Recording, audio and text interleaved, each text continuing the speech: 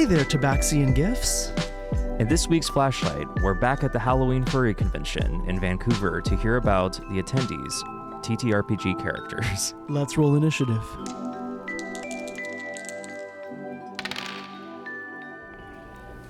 So tell us about your character. I've got two. Okay. One that's with my name, Shakaar, and another one that's called Jimmy. Okay. Jimmy, I think, is the most interesting one out of the. They're both interesting. But Jimmy is modeled after kind of like an Indiana Jonesy type Tomb Raider. So he basically has knowledge and information on traps and secret passages and stuff like that. And in the last 6-month campaign series, there ended up being a lot of that. So it's just very convenient. And he's originally started out to be a little bit of a klepto as well, but And this is it just a LARP diverged away. character. Yeah. How do you do a bit of a klepto in a LARP? Are you actually stealing in live action roleplay? Yes, I literally pickpocket people. And you- I'll literally go up to a table and when no one's looking, just swipe something right off a table. Coins. I put an entire box, like a small chest, into my my small bag on my hip, and no one noticed. And then sold it to the fence that is also in game later, who then brought it back out, and then I stole it again. Do you practice to have this level of sleight of hand, this level of stealth? To a degree. I've always been pretty stealthy myself, but I've been in various types of LARPs probably for about 20 years. A lot of like World of Darkness Very cool. is what I was in. And I kind of started my sleight of hand stuff there. With Jimmy is actually, this is the third rendition of him in a LARP. Okay. So he's like one of my established characters that I love playing. Did he get run out of town for stealing things in the other LARPs, or? No, he ends up going on like a minor Reformation reform Okay. type arc. So he starts leaning towards being more good and, stealing for good reasons and stuff like that. So he never starts out being bad. He's just in need. So he needs Sure. to steal because he needs to survive. Do you envision that at Legacy's LARP he'll go on a similar arc? I mean, kind of. Okay. It's kind of like, it's just the direction he usually goes. So with Legacies, he started out being, because he was abandoned as a child, in a care home for kids. I can't think of the word suddenly. Orphanage. Orphanage. That would be the correct word. Starts off in an orphanage type thing, so he has that troubled youth where he has to go into theft and stealing and stuff. But already he's going into this arc of being, well, you're actually useful in these things. Let's put it to good use, like with the last campaign arc of him actually being brought up and running people through a tomb of traps and him going stop, go. So the people who are writing for this LARP are really working with Jimmy to create situations where these abilities are going to be useful for good. Complete luck. Oh! Actually, because when I brought him in, it was about maybe 4 months away from the start of that one. But of course, they had already started writing it in advance. And as we got closer, the DM of that one, he was actually telling me after the fact that he was actually really excited that I kept playing Jimmy and I could play into it. Because he's there was just so many great moments that would work, and he was just so happy that was the thing. I'm so glad you got to experience that. I have always wondered what it would be like to run away from a boulder, and I got to. So, very Indiana Jones. That's awesome. Thank you so much. You're welcome. So tell us about your character. Okay, so my character's name was Alistair Steele. Ooh. He was, despite the name, how it might sound, he was a golden dragonborn bard, and he had this really deep kind of voice. He was my name is Alistair Steele. And he talked, and Shivers. basically my idea for the character was you have all these English actors that go through the Shakespeare program, and then they go in Hollywood movies and they get typecast as villains. So he was this he was this actor that really wanted to get into the heroic role because there was this one like playwright that was sort of supposed to be inspired by Shakespeare that was doing his master play and had this heroic character in it, but he couldn't get it because it'd been typecast. So the reason he was going on the adventure was to get into the headspace. It's like method acting of how to be a hero. So he's going with all these other PCs, but the problem was he keeps falling into his old habits. So his whole thing was he could do like the debuff. He was a bard that could, I'm trying to remember what you call it in 5e.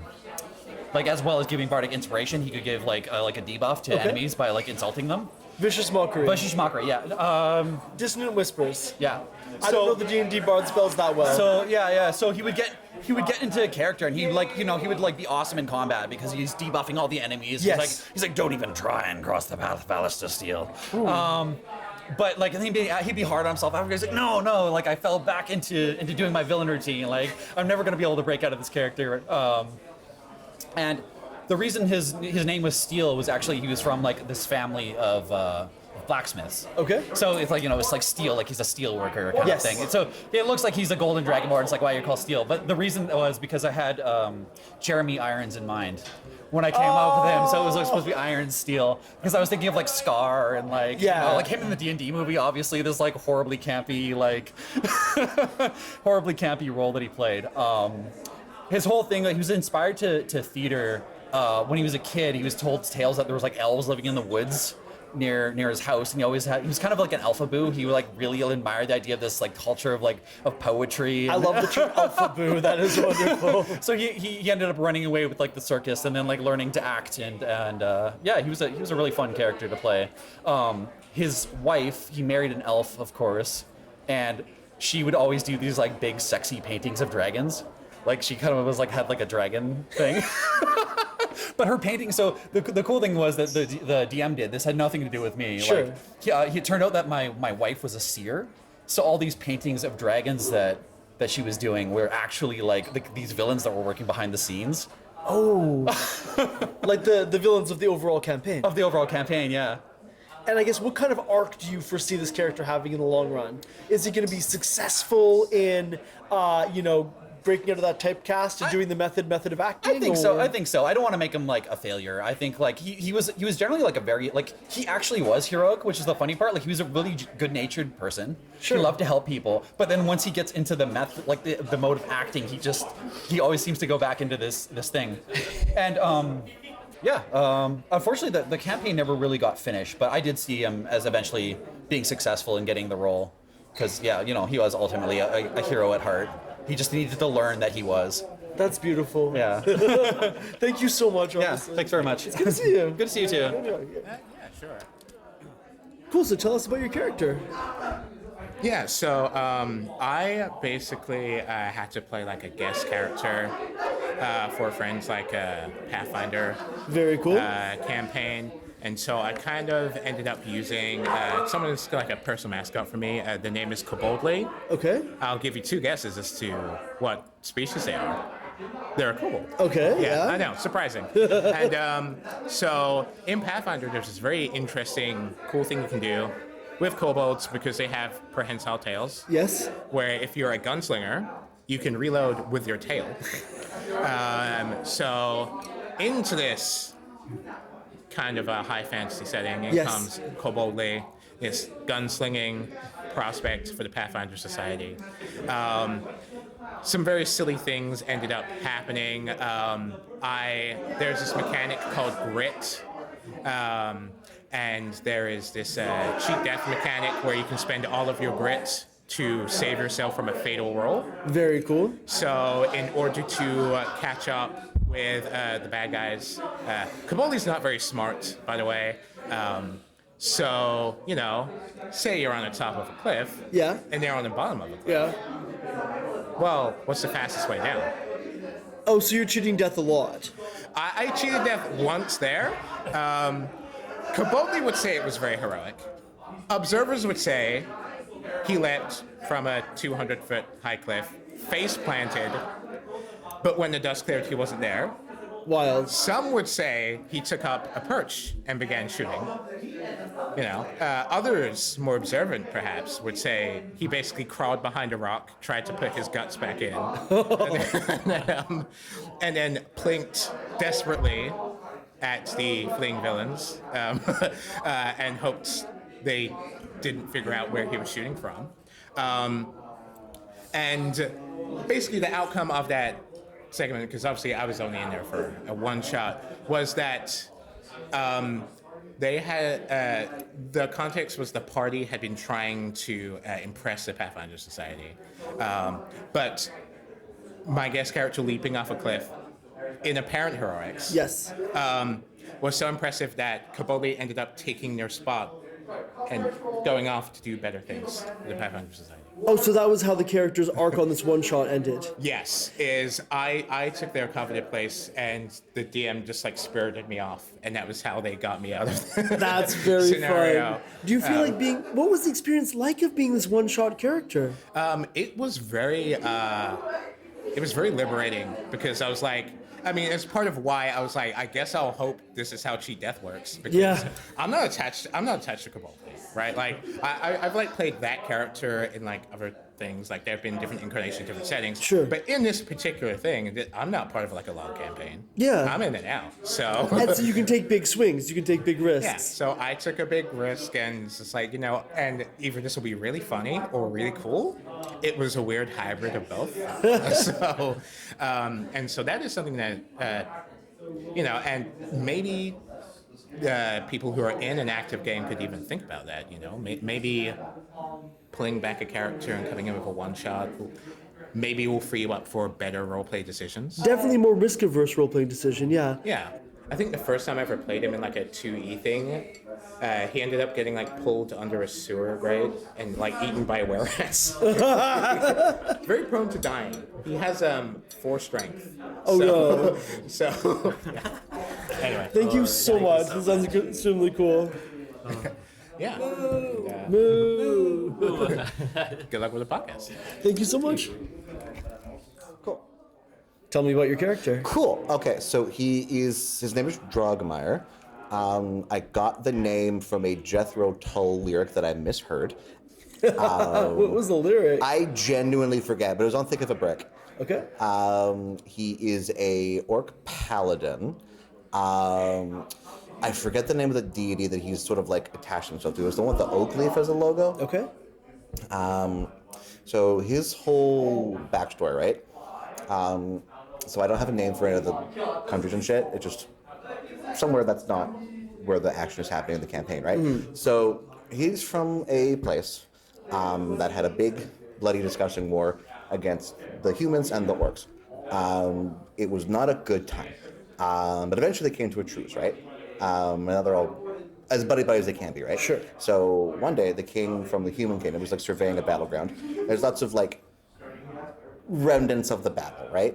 And amongst the remnants is a crying orc baby, just Okay. on the ground abandoned. Okay. And the king's like, well, dog, can I swear? Of course. Our podcast has an explicit rating just so that people can swear. That's great. So the king's like, dog, it's a fucking baby. Like, it's an orc, but I can't just leave a fucking baby here. So he takes the baby, names him Drogmire. Yeah. Which he researched, it was an orc name. He found a way to do that. So he takes the baby, names him Drogmire, and takes him home to the kingdom where he and his wife, the queen, adopt him, and they love him like their own flesh and blood. And as he's growing up, he shows really strong like leadership and like diplomacy skills. In addition to just being orc sized and good at combat, right? Right. There were rumors that kind of as a show of good faith to the orc kingdom, who they're building better terms with as time's gone on, Yes. right? That he was gonna be the next king once the current king kicks it. That made his adopted brother, the actual bio kid of the king, Yes. who's the older than by a couple years, right? Right. Fucking furious, right? I can imagine, yeah. Yeah, so he's like, that throne's mine. I'm the firstborn. I'm an actual human. Should I not bonk the table? I mean, live your truth. Okay, I'm used to that for like emphasis. Like I'm the firstborn. I'm an actual human. The fucking green-skinned lord who I've been forced to call my brother doesn't deserve the throne. I gotta get rid of this fucking guy. So he asks Drogmire to go on like this like a diplomatic mission on like a neighboring province. Yes. And of course it's bullshit. And he gets framed for killing a duke. And he has to piece it from the kingdom in order to not get murked for killing a royal that he didn't actually kill, Yes. right? So his whole character motivation is, number one, restoring his honor. Number two, ousting his treacherous older brother, and he has vowed not to come back to his kingdom until he has restored enough of his reputation where he can do that. Very cool. So his whole deal is just going around like saying, "Hey, I'm Drogmire. I didn't kill that guy. Let me demonstrate to you that I'm not that kind of guy by doing cool shit for you." And how's that going for him so far? Reasonably well. Whenever he's in, like, he's always. How do I phrase it? So he's good at diplomacy, but he's also an orc. So he's not. He ain't the sharpest tool in the shed still, right? So he's kind of dumb, but like he's dumb in a way that's like still productive. Do you know what I mean? So he's always very. He's always thank you. He's always like the first to like sort of jump in and like, so let's. How can I help you? Let's do a thing. Let's get it going. I've identified a problem, I, for the most part, just fine with him. I remember, I forget how it led up to it, but there was a moment where he got himself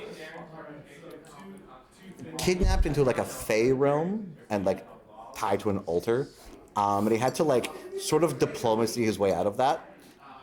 He did not end up being ritually sacrificed, which was great. I don't remember how he got home from that. That campaign was kind of a while ago. He might still be stuck in the Fey realm in that particular campaign, which is a bit of a bummer. I hate it when that happens, yeah. It's not a great time. I guess I'm curious, because your character's long-run arc is to restore their, like, rule of a kingdom. Yes and no. So, like, he was picked for the throne, so he wants that, because... you know, he's an orc, but he's also like he's a community-focused orc. Yeah. You know what I mean? So like, diplomacy has been really good between his people by blood and the people he's been adopted with. And he wants, and he likes and he appreciates that his appointment was like a way to bridge that even further. So he wants to do that. But it's less for him. It's less that he wants the chair that he's been promised. It's more that like again he was framed for something really horrible he didn't do. So it's more important to him to prove beyond a doubt that it wasn't him, it was in fact his shitty older brother, than just getting the chair back. That's his primary motivation. Like, his primary motivation is restoring his reputation rather than ruling the kingdom. Got it. And so that's how he can fit in with the rest of a party. Yeah, exactly. Because it's difficult for the party, you know, this is not a game that has a main character. Yeah. And saying, I want to be king kind of would make this character the main character. But in this case, you're worried more about, like, kind of that long-run reputation. Yeah. Do you have a mechanic or some kind of quantification for that long-run reputation and prestige? When you say mechanic, what do you mean exactly? Is there a counter that has to go up to a certain level before people act differently? See, you know, I actually hadn't thought about that. That's actually a really good idea. Because, like, I'm thinking about it now, like, how far would word have gotten of the green-skinned lord and what he was accused of? Yes. Because in, like, one campaign, like, as he's sort of touring the land, like, he can disguise all as best he can, right? But there's only so many orcs that look like dressed like a human noble and sort of have the air of them, right? So he gets clocked as the guy pretty frequently. So he gets referred to as the green-skinned lord as like a nickname more than his actual name a lot of the time, right? And so actually that's a really clever idea, and I'm upset that I didn't think about that.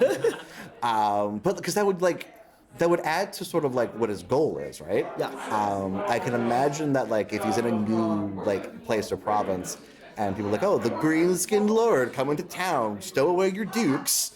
Oh no. Yeah, like if reputation, let's pick a number. If reputation goes to 5, he's going to a new place, probably got a 1 to start. Got it. Yeah. And so that could be fun as a way to sort of build his character more. And I can probably, I've been assigned the forever DM role tragically, but with the DM that I have, I could probably like head it to them and be like, this is my idea for this guy. I feel like it could be fun for a role play situation. Assign me or just subtract me points as you see fit. Because then that gives me a challenge as someone playing the character too. Yeah, I look forward to hearing how that goes. Yeah. And it sounds like one more question. It sounds like you played the same character in multiple campaigns. Yeah. How was that? So it's been fun, actually. It used to be that I just sort of like make a new guy for every campaign. It would usually be some flavor of barbarian or fighter because I like hitting things with a stick. But I made Drogmire for a campaign with an old roommate of mine, and that guy was like super invested in like lore and shit, and that was the first time I really had that like investment in a character, right? Because like previously there was also just like I'm just doing the things that I would do, but I am a minotaur named Steven or whatever. That is my work ringer. I'm busy. Priorities. Priorities. They're asking me for overtime probably. I can't fucking do it. I'm busy. Anyway, that's my point. I do have one. So like, I think this was the first time as a player that I really had the opportunity to sit down with the dungeon master and be like, so I know who you're playing, but who are you playing? And that was cool. And that I just sort of started like building on what I wanted him from there. Yeah. And now I just don't want to, he's my guy. I don't really feel like changing him up. Do you feel though like once you've run a campaign where he's lived out his whole arc, will you feel like you can move on from that? I don't know. I have another character who I retired when that campaign ended because I made him for that world. So in theory, I could go back to that particular character because he was also reasonably well fleshed out. Yes. But I don't know. Because if he completes his arc, I don't necessarily want to reset him back to 0 because that would sort of, defeat the point. Yes. And then also if he's the king of his province again, that's going to be a weird situation where he's adventuring, but you've got a kingdom to run? Guy, why are you not doing your bureaucratic shit? Yeah, I feel like once the character is the king, you would need to at least play an earlier version after that. Yeah, so sort of go back in time. Yeah. And like try to chart his progression. I look forward to hearing how that goes. Thank you so much. Yeah, thank you. Cool.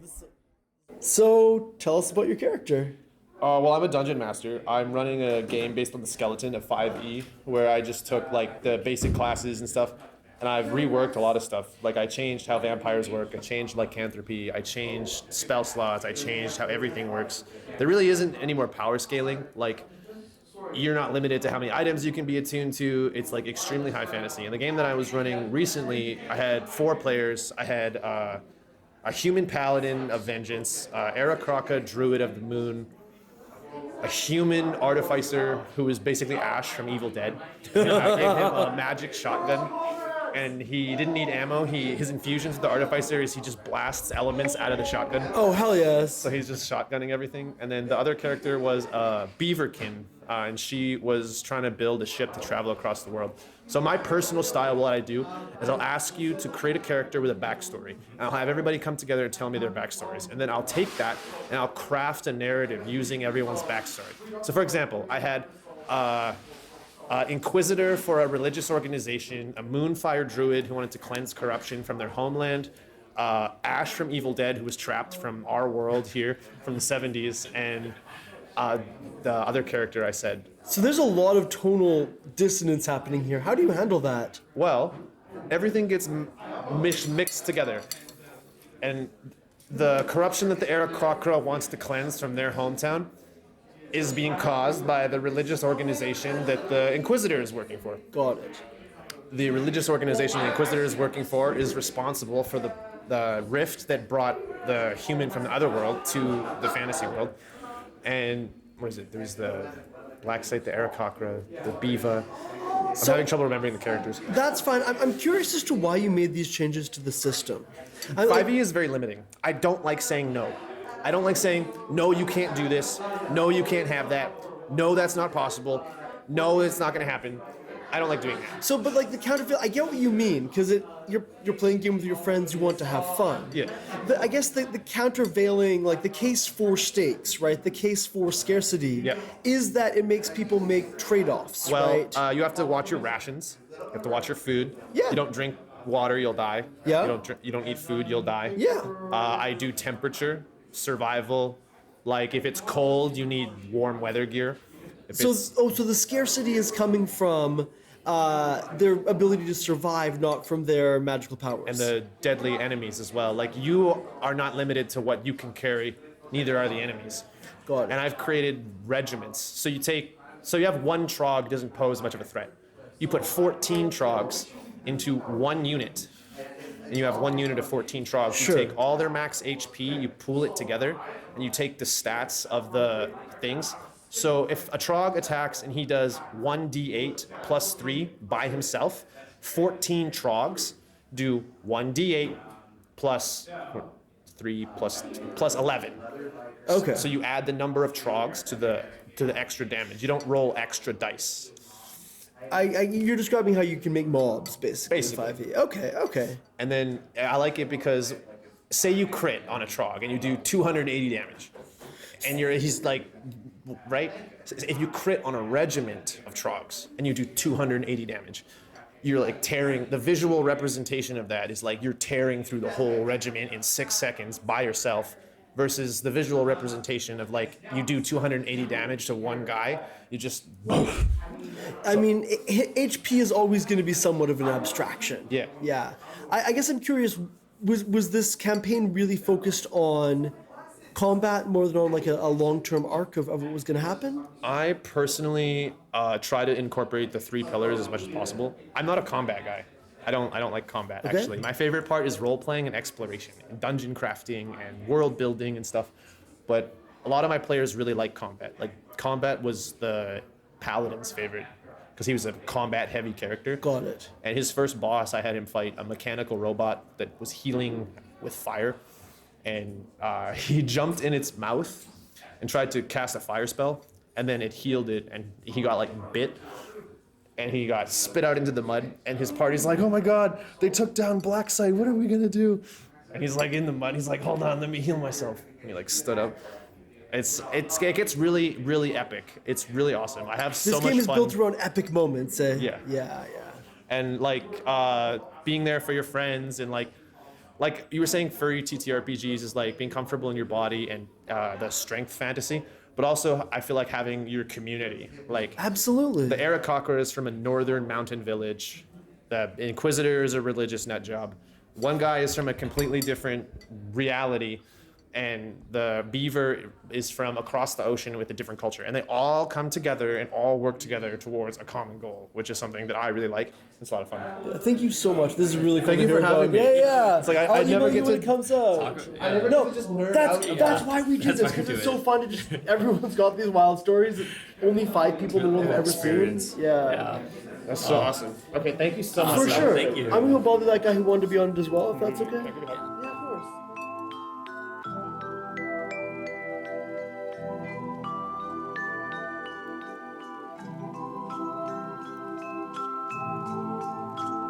That's all for this week. I'm Production Master Riley. And I'm Dungeon Inspector Jake. If you enjoy the show, consider subscribing and leaving a review, which helps other people find Campaign Spotlight. If you'd like to support our work, consider going to patreon.com/campaignspotlight and becoming a patron. And if you'd love to play in a campaign but can't find a DM, that's probably a sign you should try DMing yourself. For more on the show, including links to all our social media, visit foldedfrequencies.com/campaignspotlight.